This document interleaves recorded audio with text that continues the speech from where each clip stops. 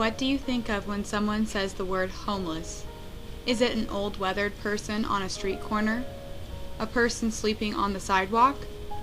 Is it someone holding a sign? Perhaps it's someone living in a cardboard box. While we cannot deny that there are indeed people experiencing homelessness that fit these descriptions, it is extremely limiting to let this define homelessness.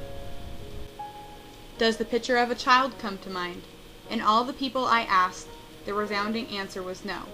However, a 2011 report by the Coalition for Homelessness, Intervention and Prevention, Indianapolis, reported that 28% of people that experience homelessness each year in Indianapolis are a family.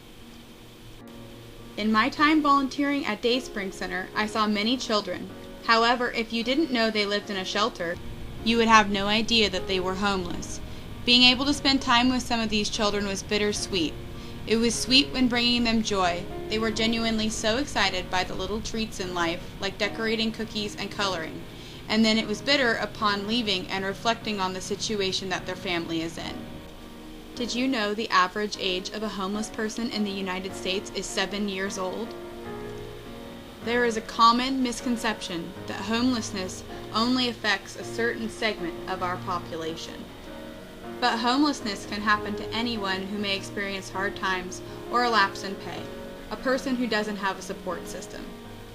This is a convenient misconception, possibly because it hurts too much to think of homeless families and children.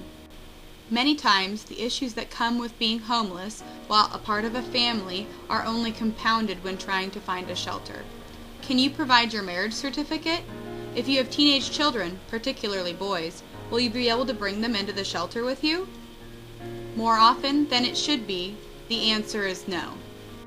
This made me appreciate my time volunteering at Dayspring Center even more. It made me want to help them in any way that I could. Families were allowed to come here without the aforementioned conditions.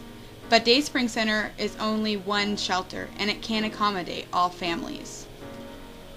Though there are many challenges when facing homelessness, being able to find shelter while keeping your family unit together is imperative. Could you imagine having to choose between shelter and your spouse? What about between shelter and your children? The last thing someone who is without a home needs is yet another source of stress in their life.